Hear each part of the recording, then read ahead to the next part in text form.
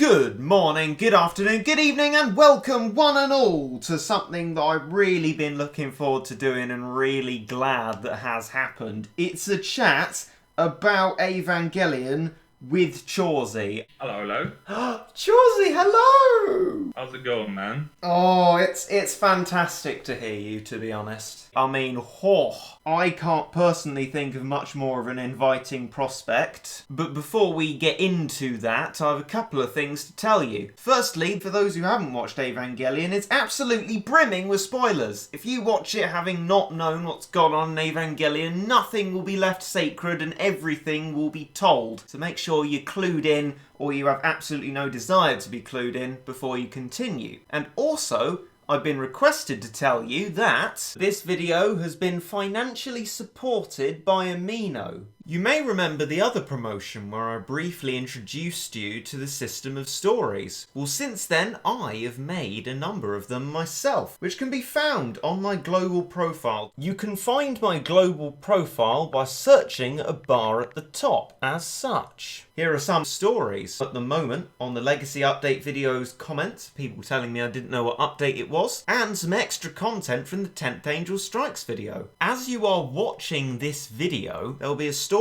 on here featuring additional content from Chawesy's chat with I. If you'd like to see that, there's a handy link to download the app through in the description. You can follow me similarly to how I can follow this person here. Tap on them and follow them. Following me on Amino and watching these stories will support me through a system known as Daily Active Followers. More on that in the description. And now a couple of advisory notes. Firstly, that this is not particularly visuals heavy. It might benefit you to listen to it in the form of a podcast and maybe be able to do something else at the same time to make your time more efficiently spent. Additionally, there is the use of some mild bad language, which I would argue by definition is not swearing, but by your definition is Regit cussed, so please proceed with caution. And of course, primarily, I hope you enjoy. The first thing I wanted to say, this is a brilliant thing that I didn't expect. People in comment sections have actually been wanting to hear what I think about the anime, alongside me planning to talk about what I thought about the anime. Have you had that? No. This is going to be great fun. I've really wanted to talk about what I think about Evangelion. I mean, I'm glad to hear that you have got things that you think about it as well. I want questions answered, and maybe you can answer them for me. Oh, well, do my best. I've got plenty of questions myself. I've watched a few videos online, but some videos are just like, this is my opinion and it's correct, and if you disagree, then you are wrong. That sounds like me and Misato, actually. Well, do you want to start with any questions you have? I can do my best, but I've had my fair share of confusement. Where to start? The ending? Which one? There are 20 endings. There's 20 endings? Well, no, but it's Evangelion. Of the 3 endings I know so far, I know anime ending, End of Evangelion ending, and current rebuild ending. Which is your favourite ending? It's a hard one. I can talk through my process of the endings if you want. Yeah, I'll consider. You go for yours. Alright, cool. So I first watched, the first ending, which is the original anime ending. The beast that shouted I within the heart of the world. The snappiest title ever. Is that a quote? No, that's the name of the episode. Oh, okay.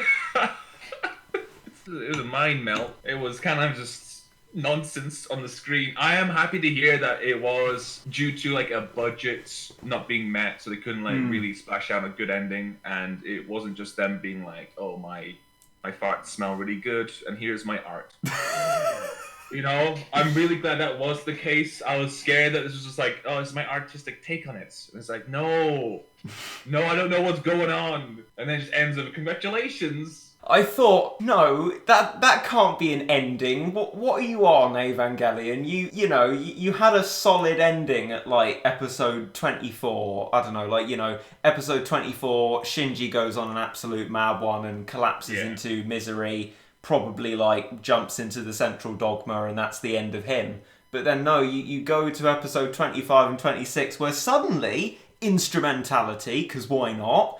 And then human instrumentality project. When was the first time we heard that in the original anime series? Because I didn't recognize it until the very end, and I was like, wait, what is this? It might have been in, like, when they first introduced the... I don't like this element of the plot, but the sort of the higher sort of conspiracy with Zile and all of that. Oh, yes. Yeah. But they did that briefly halfway through, but it only really came to the fore near the end. I know in Rebuild they do pretty prolific about mentioning it. Yes. Throughout the series, which is nice. It's like, okay, cool, we have some context. Certainly a true thing that in the anime, actually, it was just like, robots, Asuka being a badass, Rei being boring, Shinji being depressed. Oh, suddenly, instrumentality. Everyone's the same.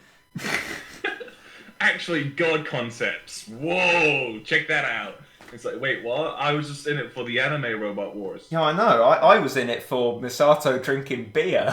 Exactly. They hook you in, and they reel you in. It was a roller coaster, for sure. I left the ending very sad, but I wasn't too sad because I was like, okay, well, they've already done a different ending, and surely it was better. Oh, so no. we go to the next ending, which is the movies. What's it called? End of Evangelion.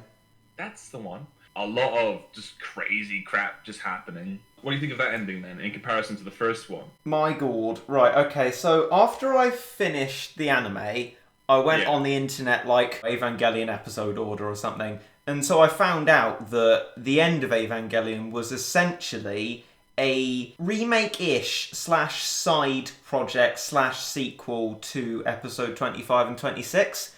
And they were their own episode 25 and 26. So, within End of Evangelion, episode 25, Air, so essentially the first half of it, I really liked. You had Shinji going to, like, new depths, which is, like, Shinji's jam, and I love Shinji doing that, because, to be honest, can't we all relate a little bit? You had... Shinji's jam? I was taken back by that. I was like, damn, they really, like, just went there. Oh, it made him you mean more, there? You mean there? You mean that? Yeah. What, near the start of it? Yeah. I assumed when you said Shinji's jam, you meant. Oh God, no, Chawesy, no, I don't. I mean, no. I meant, like, you know, things that Shinji likes doing, like being depressed and destroying the entire world several times over. Not. Okay, so not like some other fluids, which I did wonder. Called jam. I did wonder at the start of the episode, no, surely is that? Because I believe throughout most of the series, and especially after Rebuild 3, that Shinji's actually gay. So I refuse to believe that what happened in episode 25 actually happened. But apparently it did when he confesses it to Misato later on. But, you know, I choose to ignore it in light of my fan fiction of, like, sexual tension between him and Kaworu, because I think that's actually much more likely. I think there was definitely something there with Kaworu, but he had a fling with, like, literally, like, any other character in the anime, right? Like, he was just... Exactly. He was all over the place. I thought, well, you know what? Shinji's actually probably a closet gay, and we need to support him when he comes out to everyone. And, you know, congratulations, Shinji, you've found your true self. But then, apparently, we find out that Asuka has given him the heebie-jeebies, and that took me back a little bit. But other than that, episode 25, I mean, that really reinforced how hard-hitting that one was. Asuka's, like, half dead, Shinji's wants to be dead, and like, Misato does her funny business she references in, like, the second episode, and all sorts of crikey happens there. I liked episode 25. Episode 26, if I may be so bold, a massive shed show, to be honest, and I really didn't like it. And whenever anyone asks about watching order, I say to them, watch the first half of End of Evangelion, then stop immediately. Again, I agree with you. I think the first half was great. You see Shinji at his lowest. It kind of makes him a completely flawed character. Like, in animes, they usually make the character, like, oh, like, really OP and really strong. Like, oh, I'm so enthusiastic, guys. And this one, they put Shinji into, like, more of a human role. You know, he's whingy, he's depressed, he's a kid. Whingy! He was whingy, but, like, he's a kid, so, like, I expect it. Whingy Akari. Like, I love how brilliantly that rhymes. Whingy Akari. Yeah, it was really good. A lot of stuff happened, and then, like you said, the 26th, was it? Hey, let's bring some of that artistic flair back again. Let's put some genitalia on Ray's forehead, and then make the spear go through it, and then grow an eye in it. The Spear of Longinus has done nothing but add to any form of confusion that there already was. It gets even more confusing rebuild, but we'll get to that.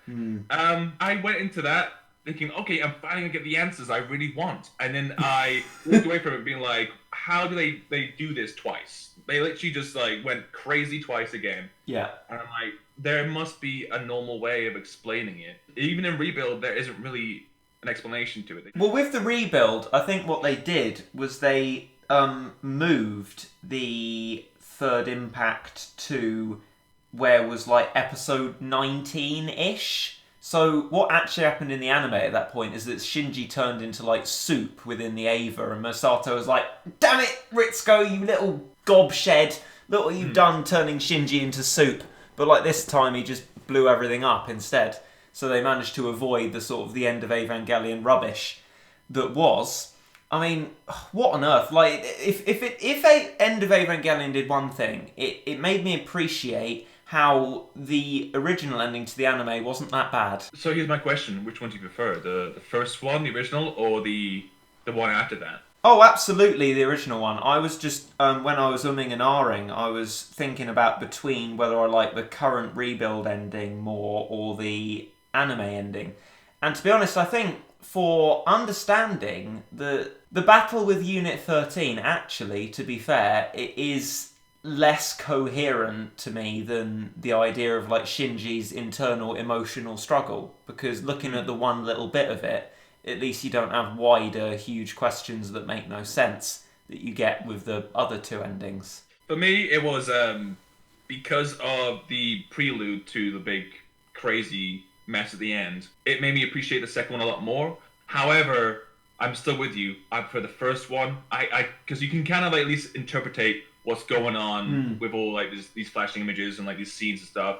And like what I took from it was like he had like different choices he could make. He saw like different realities that could have been. Like he saw a reality where his mother was still alive, and like my God, I love that reality. Asuka kicked some serious butt in that reality.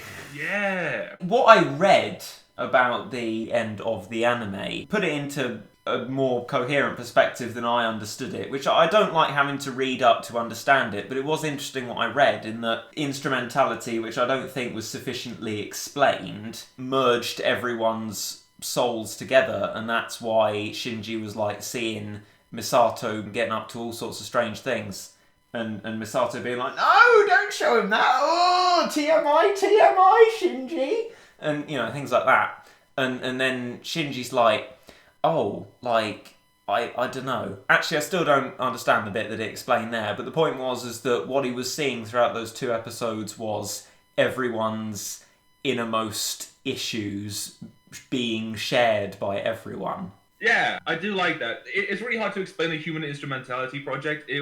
For me, it's more like the whole idea of the project is it's an evolutionary process, right? So like you turn everyone to big old goop and you restart again, but better. You know, it's just every single like so forth. You'll turn to goop and then they just reset again and again and again. You know, and it's a way of them to like become, I guess, a different form and therefore evolve even higher. In the first one, he's like, yeah, human instrumentality project, great, thumbs up, it succeeds.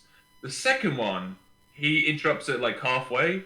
He's like, actually, nah, this seems not dope. And then everyone's just like LCL anyways, aka Orange Goop.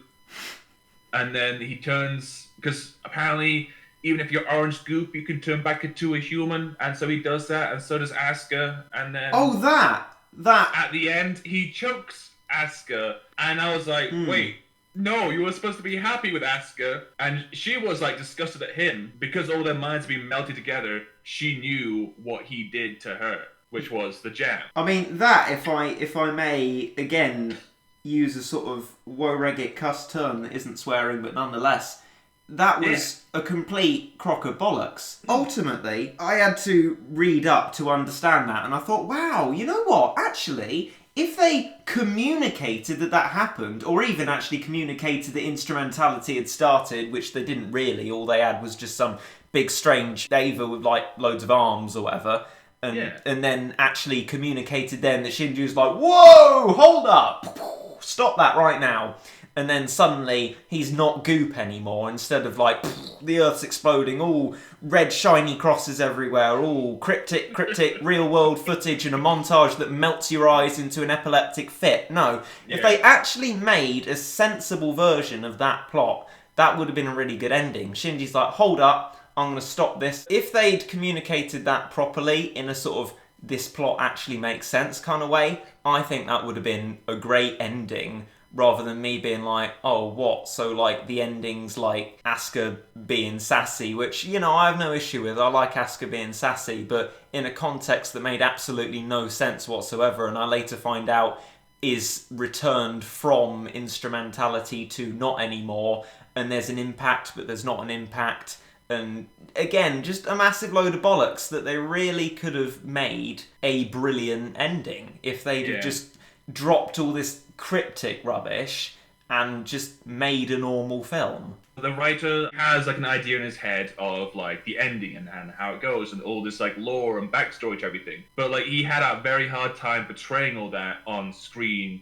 And in his head, like it makes sense to him because he has all the gaps filled in because he made it. He didn't do a good job at like explaining everything in his head. You know, and as such, like, things were left blank. There was no connections to stuff, and I still have to go back to Asuka being strangled at the end. I have a theory why he did that to her, but I'm still a little bit confused as to why. Why did Shinji kill her? Shinji tried to strangle Asuka because Asuka had written the end of Evangelion.